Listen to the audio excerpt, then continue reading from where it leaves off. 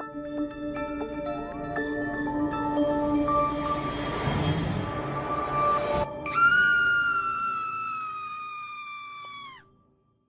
dia, pessoal, tudo bem? Aqui quem fala é o engenheiro civil Igor Neuberger e hoje nós vamos estudar um pouco sobre as vigas parede, certo? O que são as vigas parede? Para que servem as vigas parede? Basicamente, né, as vigas parede, elas são vigas em que elas têm uma altura muito grande em relação ao seu comprimento. É uma altura que é maior do que a das vigas convencionais. Tem-se, na prática, uma ideia de que as vigas esbeltas, que são as vigas baixas, elas têm entre 10 e 12% do vão em altura.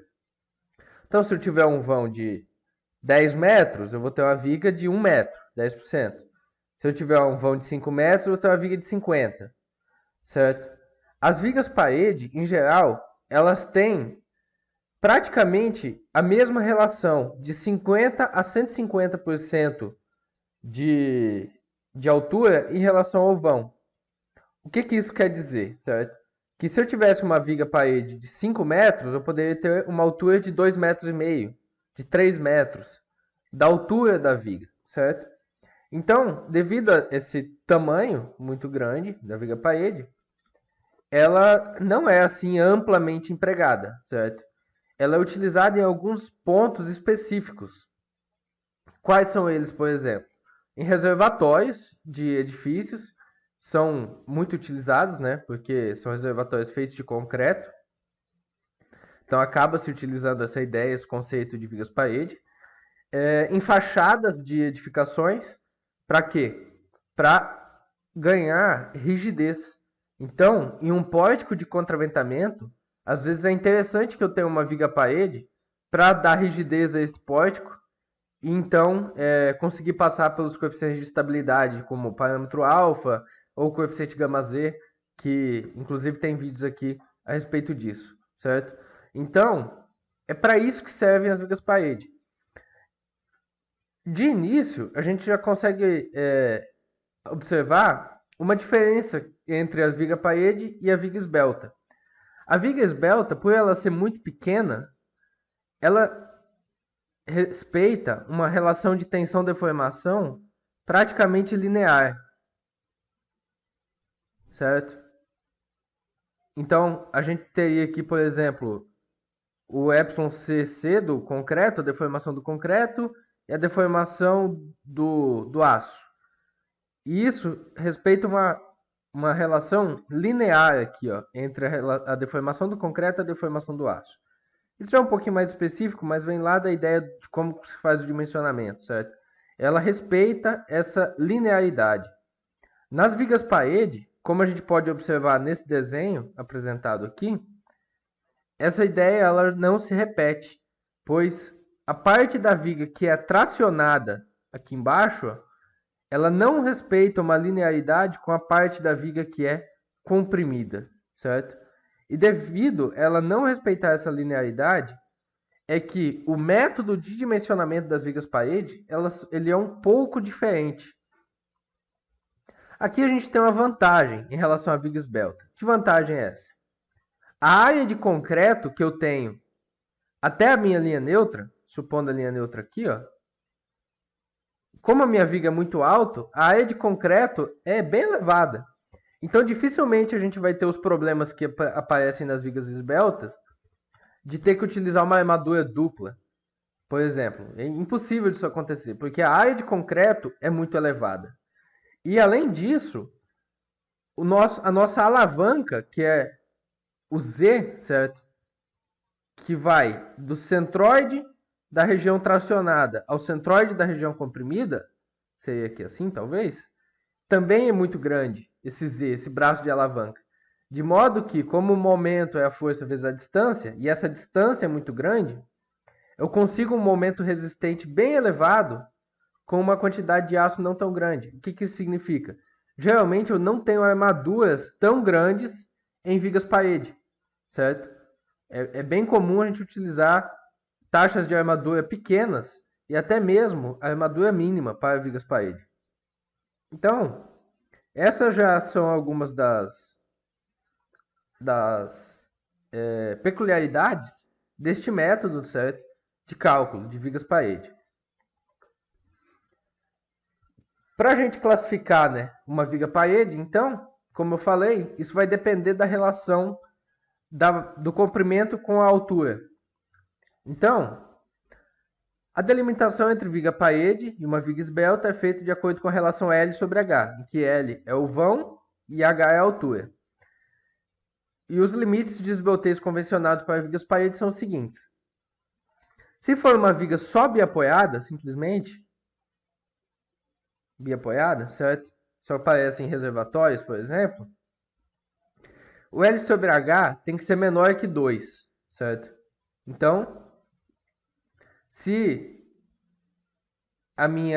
o meu comprimento é 5 metros e minha altura é 2,5 metros, ela já entra aqui.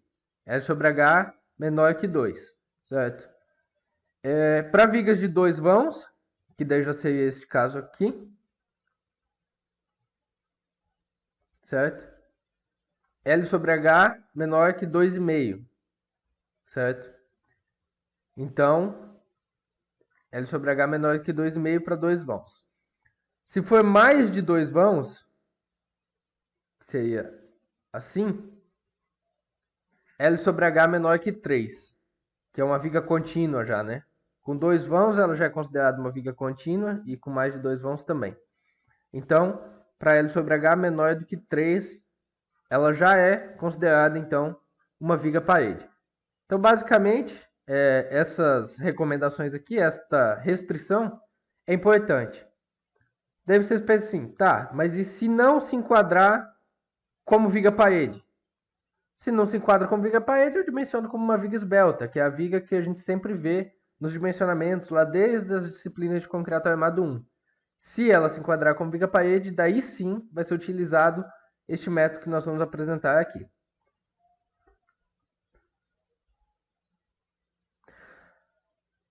Como encontrar as tensões em vigas parede? Que no caso aqui eu estou falando de momento fletor e esforço cortante. Os cálculos solicitantes nas vigas parede são calculados da mesma forma que em vigas esbeltas.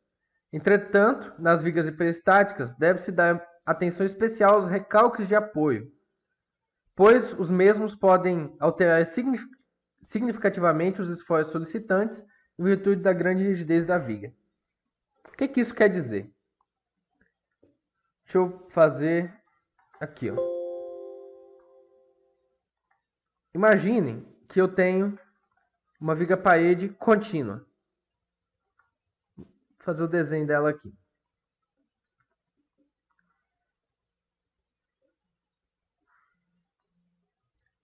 É uma viga bem alta, tá?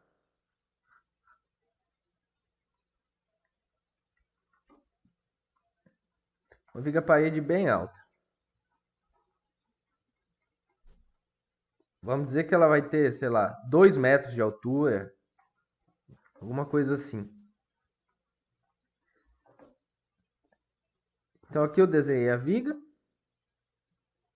Eu não desenhei só a barrinha, né? Eu desenhei a viga toda, em que ela vai ter essa altura aqui, H, bem grande. Certo?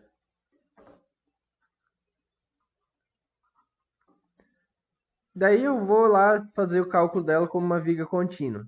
Então aqui eu vou ter um momento... O primeiro apoio eu vou colocar um apoio de segundo gênero. Eu tenho um apoio de primeiro gênero, outro apoio de primeiro gênero, outro apoio aqui e outro apoio aqui. Se vocês se lembram, né, lá do cálculo como viga contínua, o momento fletor dela vai funcionar mais ou menos assim, ó. Vai ter um pico aqui em cima do apoio, vai ter outro pico aqui, vai ter outro pico aqui, vai parar aqui. Então assim vai ser mais ou menos o momento fletor dessa viga se ela for contínua. O que ela está falando lá em relação a recalque de apoio? Imagina que esse apoio aqui, ó, por exemplo, deixa eu tirar o gráfico de momento fletor. Não, vou manter.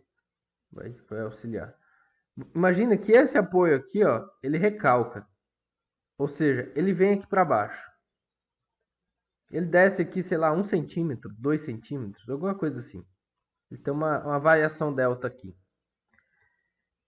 Como essa viga é muito rígida, ela não vai descer junto com o apoio, assim, ó. Formando esse tracejado aqui. Nas vigas esbeltas, elas têm um poder de se movimentar junto com a estrutura bem elevado, porque elas não são tão rígidas, certo? Então, elas, quando o meu apoio desce, a viga esbelta ela desce junto com o apoio. A viga parede não, ela é muito alta, ela é muito rígida. Se o meu apoio desce, esse apoio ele simplesmente vai perder o contato com essa viga. Imaginar assim. De modo que um vão que antes eu tinha, por exemplo, aqui, 5 metros, aqui, ó, 5 metros aqui, 4 metros aqui, se esse apoio aqui recalcou, é como se eu passasse a ter agora um vão de 9 metros aqui, ó. Porque o apoio recalca, mas a viga tem rigidez suficiente para se manter plana ali, se manter alinhada. E o que acontece quando eu aumento um vão de 5 para 9 metros?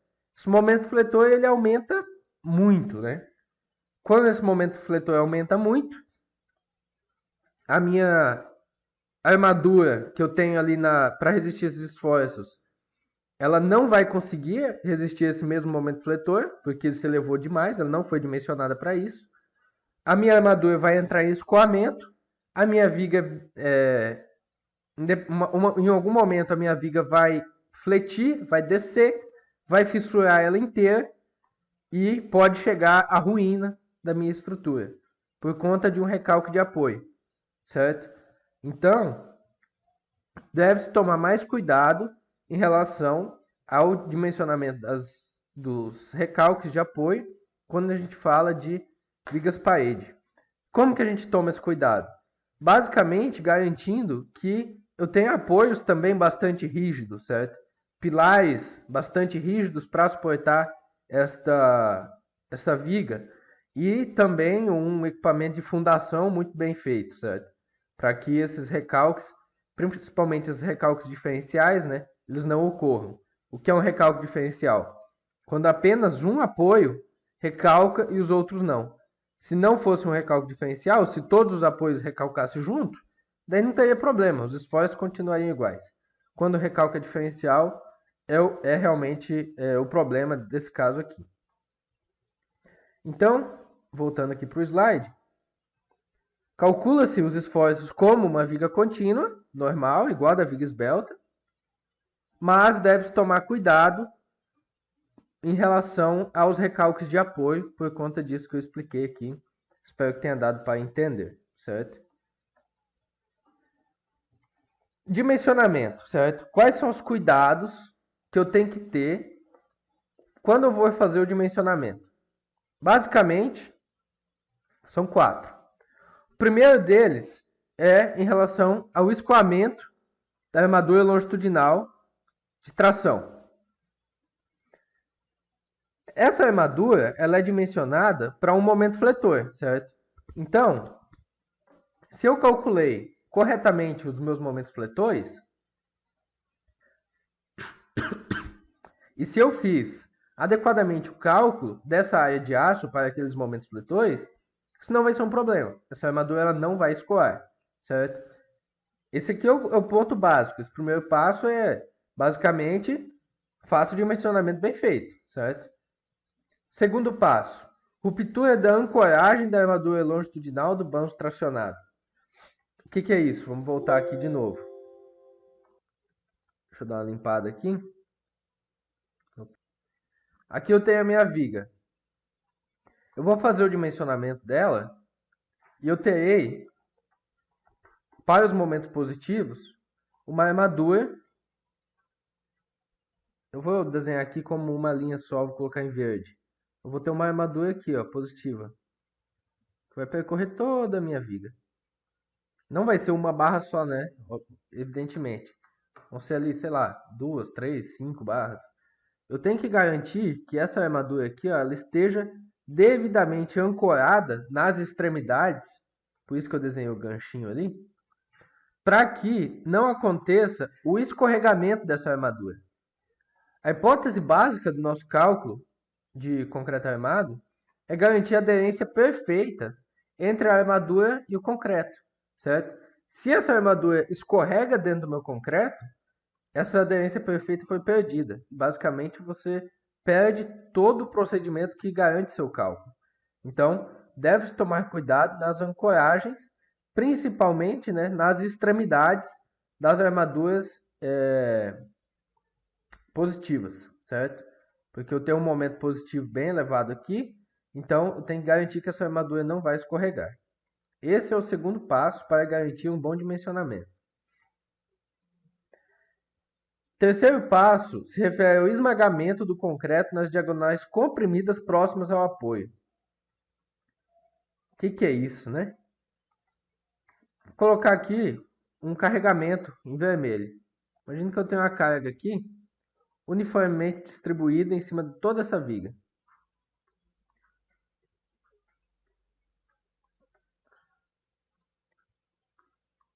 O que acontece? O que acontece com os esforços internos dessa viga parede para fazer esse dimensionamento, para absorver, desculpa, esses esforços? Vão surgir nos apoios o que a gente chama de bielas de compressão. O que é uma biela de compressão? É basicamente o fluxo de tensões de compressão que vão surgir para conseguir resistir àquela carga externa, que é essa carga que eu desenhei em vermelho. Eu tenho um fluxo de tensões aqui, ó, que eu estou desenhando aqui em roxo. É como se ela fizesse isso aqui, ó.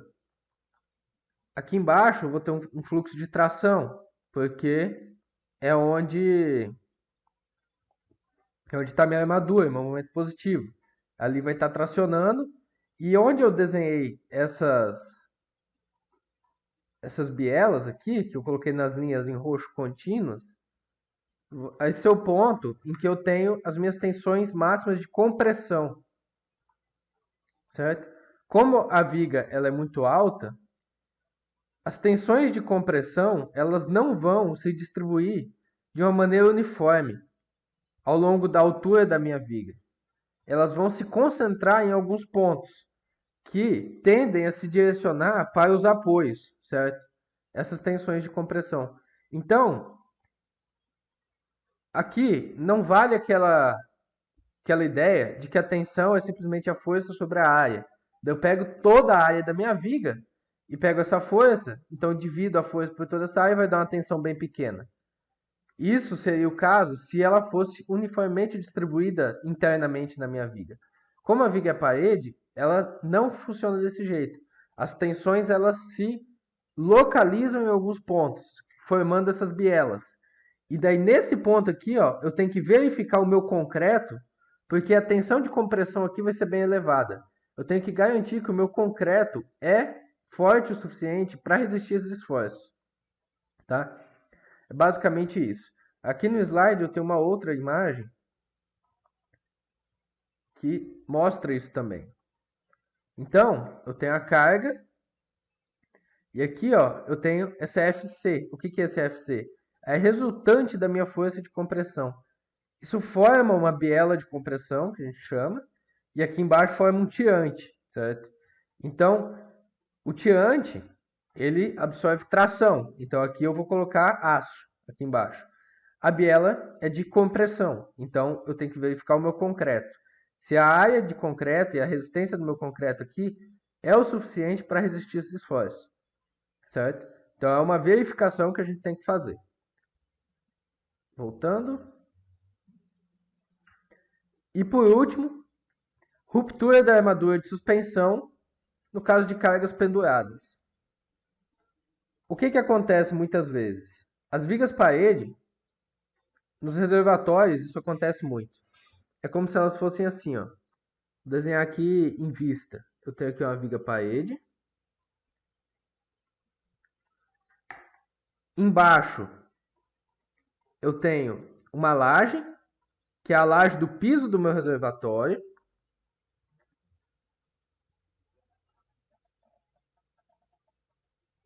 E em cima eu tenho outra laje, que é a laje da tampa do meu reservatório.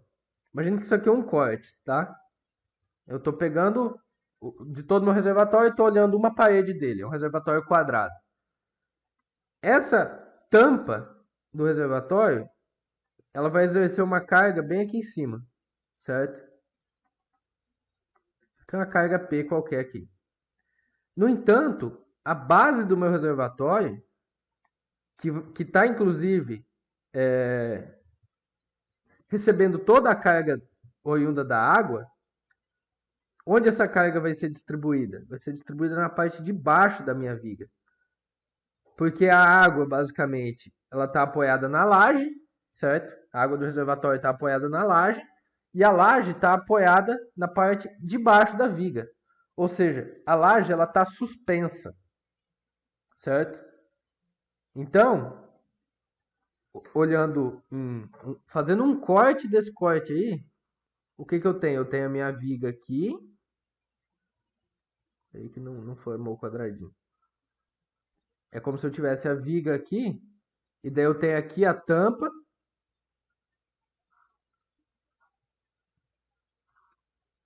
do reservatório, e aqui eu tenho a base do reservatório, certo? Então, a laje aqui eu tenho a água, por exemplo, aqui o nível da água. Eu tenho muita água aqui que está carregando toda essa laje do fundo. Essa laje do fundo está apoiada onde? Aqui na viga, certo? Com esse apoio, é como se a laje ela tivesse suspensa, de modo que eu tenho que adicionar estribos verticais aqui, ó. Acho que não vai formar o quadradinho de novo. Eu tenho que calcular uma armadura aqui para que ela suspenda essa carga que vem da água. Então eu vou pegar essa carga aqui da base da laje e eu tenho que elevar ela na minha viga. Eu faço isso com a utilização de estribos em geral, né? Ou de barras curvas ou de estribos verticais. Esses estribos eles vão estar posicionados assim, ó. Vão estar posicionados aqui assim, pegando essa força lá de baixo e levando ela para cima. Certo? É basicamente isso. Então, se eu fizer esses 4 passos, eu vou estar dimensionando a minha viga parede adequadamente. Então vamos lá para o primeiro deles, que é o cálculo da armadura. A fórmula em si para calcular a armadura aqui, ó, ela é muito simples. Muito simples. A área de aço, ela vale o momento de cálculo, que é o momento que vem do F2, ou se for uma viga biapoiada, o QL ao quadrado sobre 8. É o momento de cálculo, que vai dividir pelo Z, que é o braço de alavanca, vezes o FYD. Esse FYD, em geral, vale 43,48 kN por centímetro quadrado, que é a tensão de escoamento do aço, certo?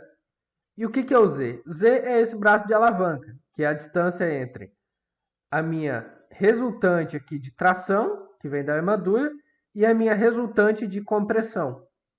Esse Z aqui, ele varia de acordo com o tipo de viga. Se eu tenho a viga biapoiada, o Z é calculado de um jeito. Se é uma viga com 2 apoios, o Z já é calculado de outro jeito. E assim vai. Certo?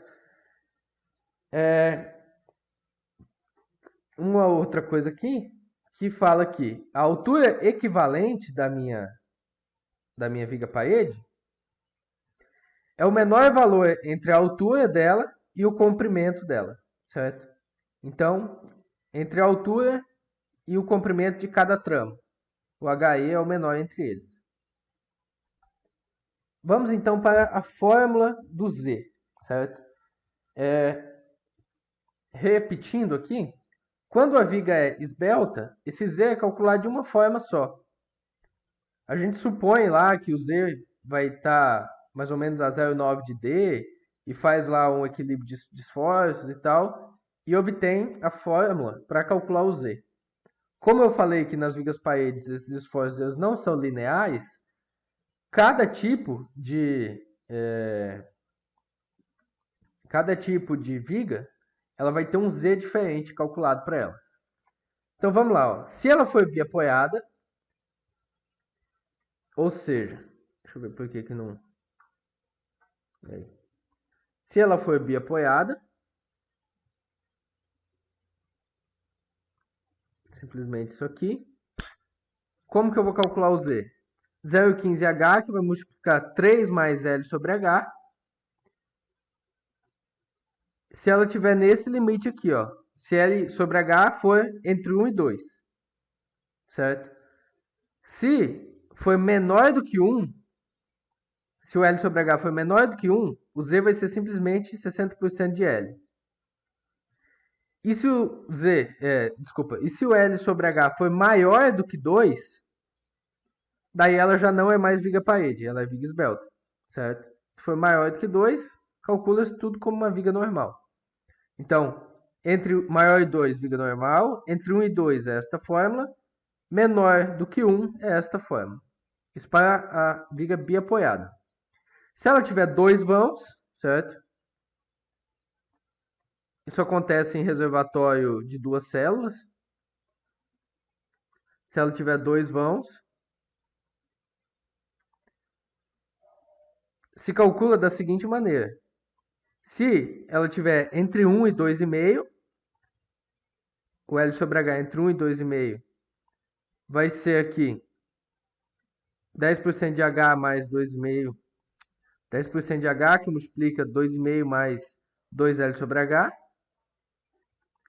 Se for menor do que 1, vai ser 45% de L. E se for maior do que 2,5, ela já não é mais uma viga parede, ela passa a ser uma viga esbelta, certo? E aqui, viga parede contínua com mais de 2 vãos.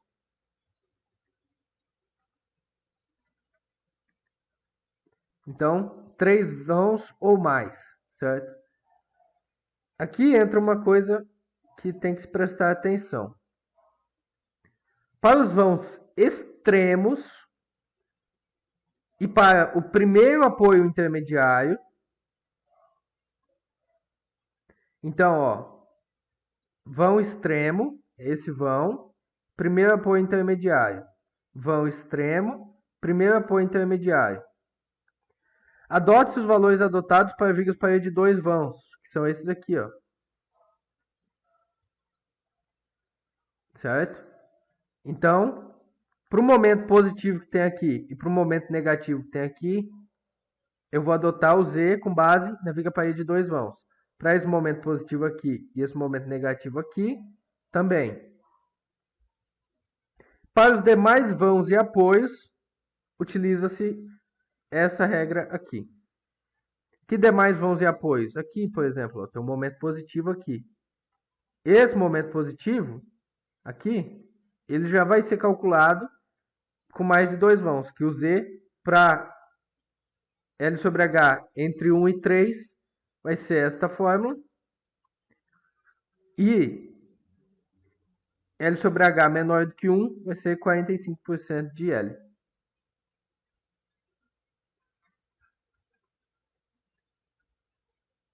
Deixa eu fazer uma coisa aqui agora.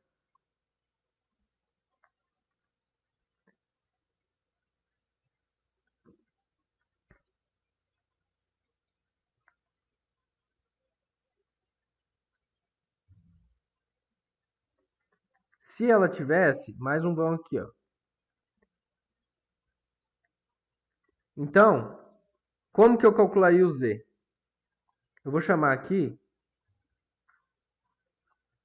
Deixa eu dar uma limpada nesses rabiscos. Eu vou chamar aqui, ó, de 1, método 1, método 2 e método 3, tá? Para este momento positivo, que é o primeiro vão extremo, e este momento negativo aqui, eu utilizaria o método 2. Para este momento positivo e este momento negativo, utilizaria também o método 2. Para este momento positivo, este momento negativo e este momento positivo, utilizaria o método 3, certo? O método 3. Então, é basicamente isso, certo?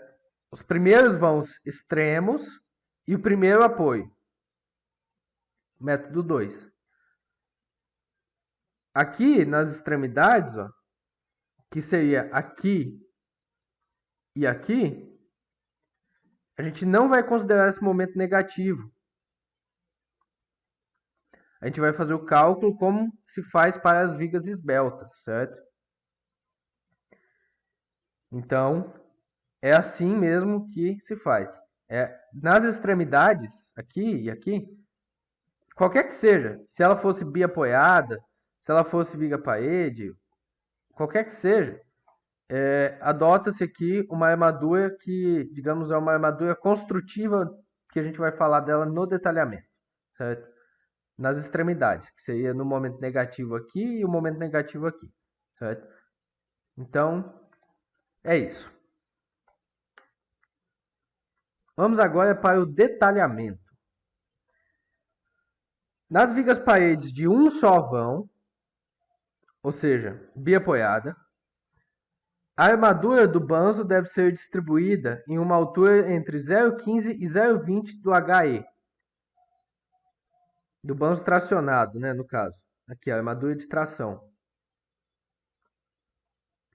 Lembrando, o que é o HE? É o menor entre o comprimento L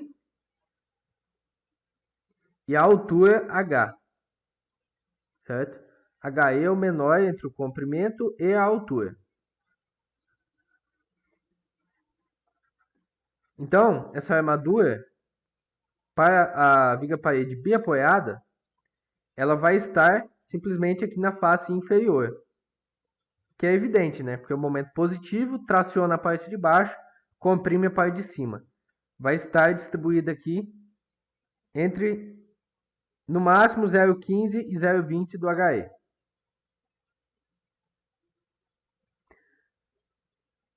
Essa armadura deve ser levada de apoio a apoio, sem escalonamento, ou seja, ela é contínua em toda a parte positiva aqui. E deve ser ancorada na extremidade, aqui e aqui, com uma força de 80% da área de aço vezes a tensão de escoamento do aço. Certo? Daí, o que acontece? Em alguns casos, o nosso pilar ele é estreito, de modo que a quantidade que eu consigo entrar com a minha armadura aqui, ó, que eu consigo entrar com a minha armadura aqui, é muito pequena. O comprimento de ancoragem efetivo que eu tenho aqui é muito pequeno. Nesse caso, o que se faz? Se utilizam ganchos. Só que o que acontece com esse gancho? Aqui é uma recomendação de que esse gancho ele não deve estar na vertical. Ele não deve estar em pé, assim, ó. Isso aqui é meio difícil de desenhar em 2D. Ele não é para estar em pé. O gancho deve estar deitado. Como se ele tivesse assim, ó, deitado na horizontal. Então você coloca o gancho, mas bota ele deitado, certo? Isso aqui é para impedir a formação de fissuras. O gancho horizontal, ele pode propiciar a formação de fissuras aqui, ó. Essas fissuras aqui e aqui, como vigas paredes são muito utilizadas em reservatórios, elas não podem acontecer, porque o reservatório ele deve ser impermeável, certo? Então, por conta disso, o gancho deve estar na horizontal. Tá, comentei tudo que tinha que falar aqui. Agora entra uma outra coisa. Quando é uma viga parede contínua, mais de um vão, certo?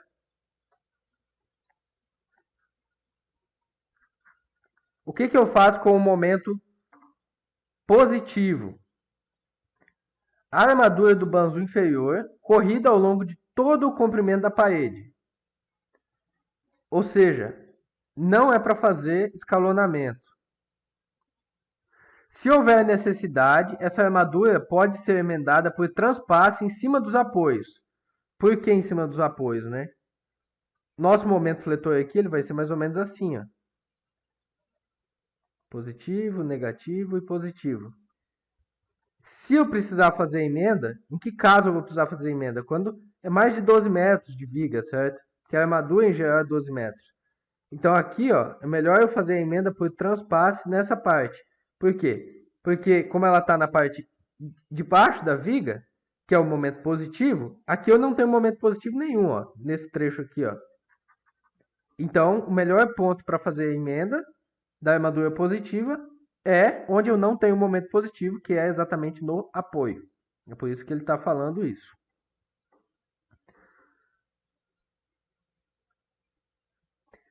A ancoragem de extremidade e a distribuição da armadura na zona tracionada são feitas da mesma maneira como para as vigas paredes de um só vão, ou seja, aqui nessa altura de 0,15 a 0,20 de H no máximo, e a ancoragem para essa carga de 80% da área de aço FYD, certo?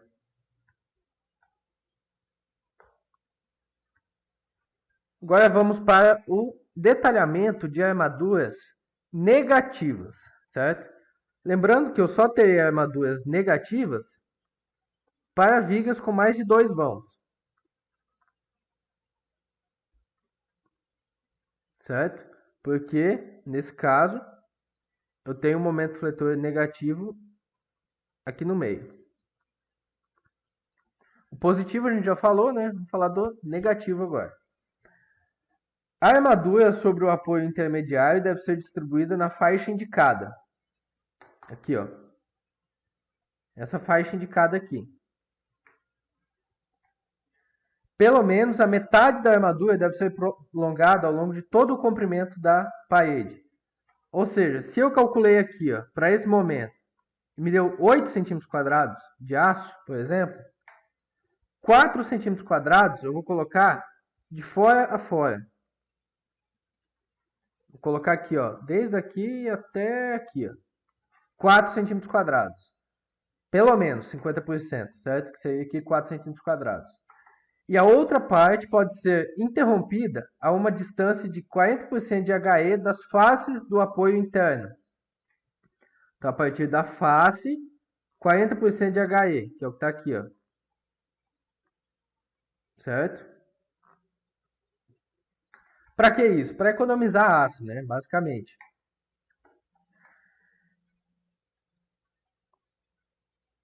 Daí agora eu falo o seguinte: a armadura negativa é distribuída apenas em uma faixa de altura de 0,8 HE. Por que de 0,8 HE? Porque no 0,2 HE que sobra aqui, ó, que é essa parte de baixo, já está minha armadura positiva, certo? A gente falou no slide anterior que a armadura positiva é só nessa faixa. Então a negativa vai estar nos 80% que sobra, certo? Na faixa superior, com 0,2 de HE, coloca-se pelo menos essa fração aqui da armadura, que vai ser maior ou igual a 25%, certo? Pelo menos, então, esta fração aqui deve ser distribuída nessa faixa de cima. E o restante pode ser distribuído nessa faixa de 0,6 HE aqui, certo? Então, o que eu faço? Desses 8 centímetros quadrados que devem ser constantes,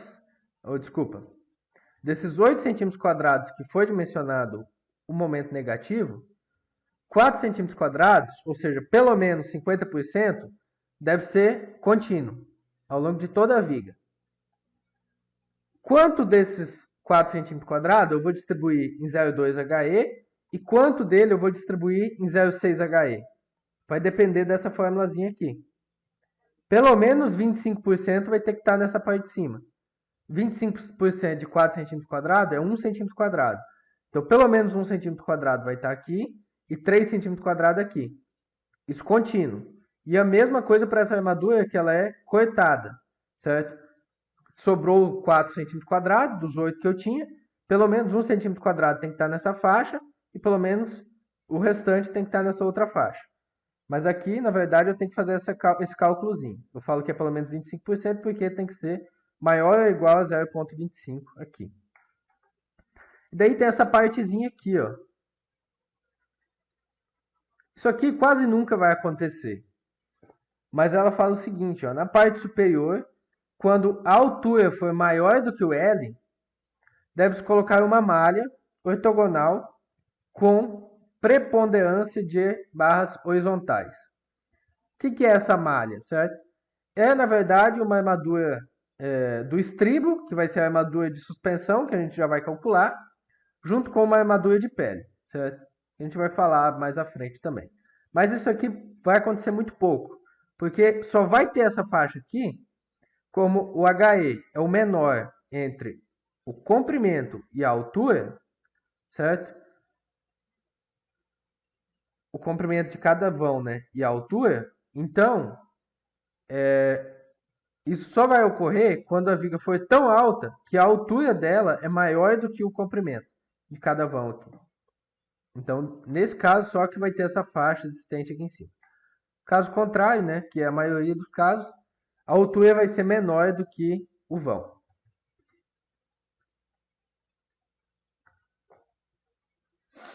Vamos lá falar agora sobre a área de aço mínima das vigas parede. A área de aço mínima VP, viga parede, ela vale esse lambda vezes a área de aço mínima de viga esbelta, VE. Qual que é a área de aço mínima da viga esbelta? Ela está nessa tabela 4.11.1 aqui. Ela depende basicamente do CA, do aço que eu estou utilizando, se é um CA50 ou um CA60. Na maioria dos casos vai ser um CA50. E vai depender do FCK também que eu estou utilizando. Então, para C20, C25, é 0,15 o meu FCK. Para C30, 0,17. Para um FCK de 30, né? O Rho mínimo aqui já é 0,17. Para um FCK de 40, o Rho mínimo é 0,21. E assim vai indo. E como que eu calculo esse lambda aqui, ó? Basicamente, com a ajuda dessa tabela 4.3.1. Por quê? Eu calculo esse K2, que é simplesmente a relação L sobre H. Vejo aqui qual que está mais próximo. E venho até aqui e pego o valor do lambda. Certo? Isso vai ser 1, isso vai ser 0,9, 0,75, 0,55. Para valores intermediários aqui, ó, se faz interpolação linear. Interpolação é quando a gente pega, por exemplo, se eu tivesse 1,75, né? Eu pegaria 2, 1,75 e 1,5. Daí do outro lado eu pegaria 1, que é o lambda para quando é 2. Pegaria 0,9 para quando o lambda é 1,5. E aqui eu tenho um x, que é o valor que eu quero encontrar. Faço a interpolação linear aqui. Tem vários vídeos na internet explicando isso aqui, eu não vou explicar, e vocês provavelmente já estudaram isso em outras disciplinas também. Faço a interpolação linear, eu vou chegar aqui, que nesse caso vale 0,95. Certo? Porque aqui dá para ver que é proporcional, certo? Está exatamente no meio, entre o 1,75 está exatamente no meio entre 2 e 1,5 aqui. Mas aqui dá para ver que seria 0,95. Em outros casos tem que calcular, certo? É isso. Faz a interpolação linear, pega o valor do lambda e a área mínima da viga parede vai ser lambda vezes a área mínima da viga esbelta. Sendo que aqui eu tenho o Rho mínimo E a área mínima da viga esbelta vale o ρ mínimo da viga esbelta vezes a base vezes a altura, ou seja, a seção transversal da minha viga, certo? Então, como a base nem tanto, mas como a altura das vigas parede é bem alta, a tendência é que essa área de aço mínima dê um valor bem elevado também.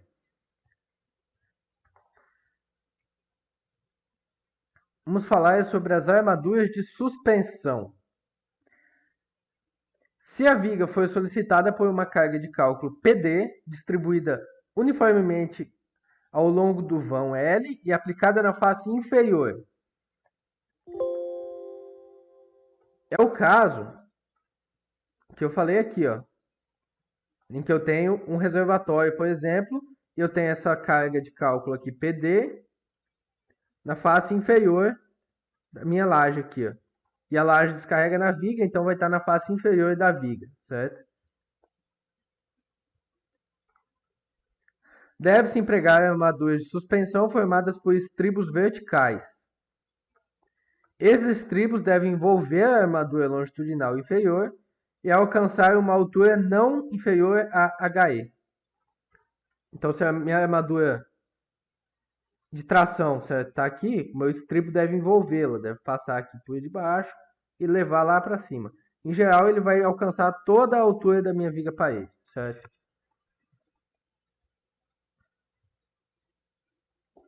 Então, a área de aço, né, nesse caso, necessária só para a suspensão, vai ser de PD, que é aquela carga, dividido por FYD. Se PD for uma carga em kN por metro, certo?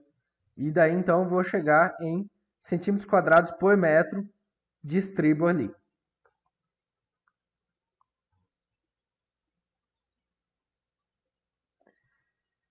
E agora, no caso de cargas concentradas elevadas. Quando isso aqui ocorre, certo? Uma carga concentrada elevada. Ocorre quando eu tenho um reservatório de duas células. Por exemplo, aqui, ó. Um reservatório grandão. Aqui eu estou vendo em planta. Eu tenho uma célula aqui e uma célula aqui. Deixa eu desenhar isso no outro quadro porque fica melhor.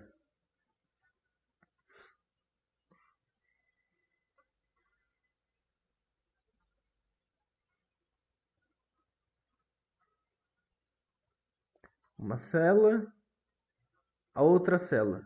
Para que isso ocorre? Para que se possa fazer manutenção, certo? Em edifícios. Daí você seca um, mantém o outro servindo ao edifício enquanto faz a manutenção. Isso aqui que eu vou riscar em azul, ó, tudo são vigas parede. Mas imagina que aqui do lado, ó, eu tenho um pilar aqui, eu tenho um pilar aqui, um pilar aqui e um outro pilar aqui.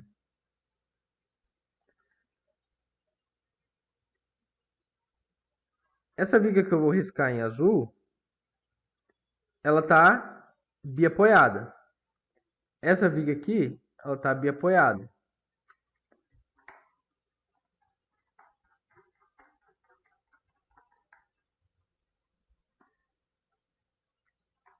Esta viga aqui, ela também está biapoiada.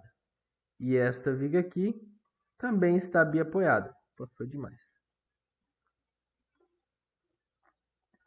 No entanto, o que ocorre com essa viga que está aqui no meio?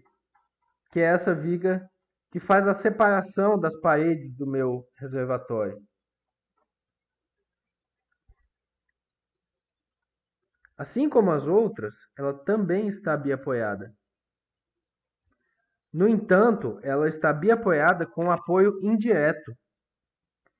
Ela transfere para essa viga que está em azul uma carga P bem aqui, ó, que é uma carga pontual, porque ela está com apoio indireto. A reação dessa viga que está em roxo vai descarregar uma carga pontual aqui. Essa carga pontual ela deve ser suspensa, tá? que é o que a gente está vendo aqui, ó.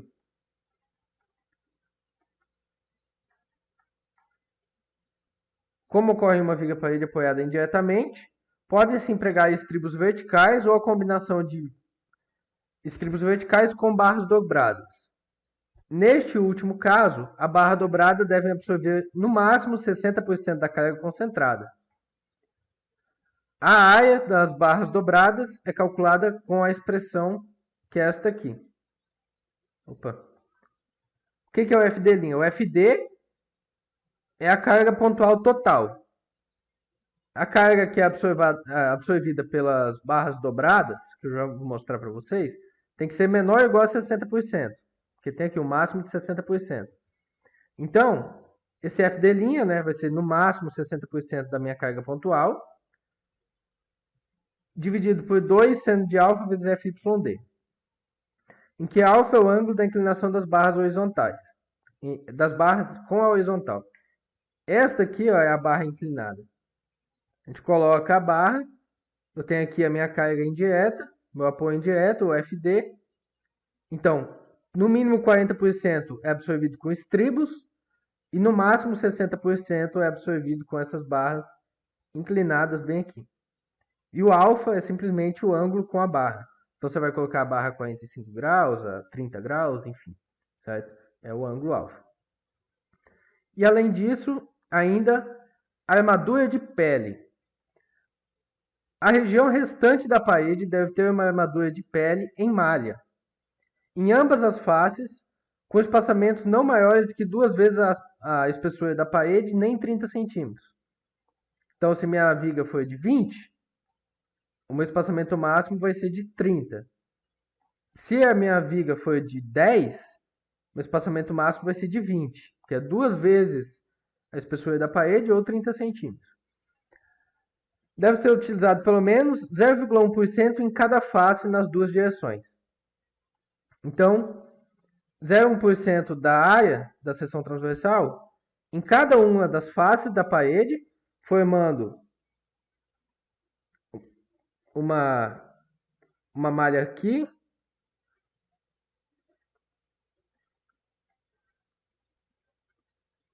e uma malha assim. Onde eu vou colocar isso? Onde eu não tiver armadura, certo? Eu vou colocar essa armadura de pele, formando uma malha e nas duas direções, nas duas faces da viga. Se a minha viga, essa viga ali em corte, tá assim, então eu vou colocar desse lado de cá, vou colocar desse lado de cá também, certo? É isso, basicamente. No próximo vídeo, nós vamos realizar já os cálculos com um exemplo prático aqui para fazer todas essas verificações, fazer o cálculo e etc. Daí eu utilizo essas figuras aqui. Então, obrigado quem assistiu até aqui. Qualquer dúvida eu estou à disposição e bom estudo para você.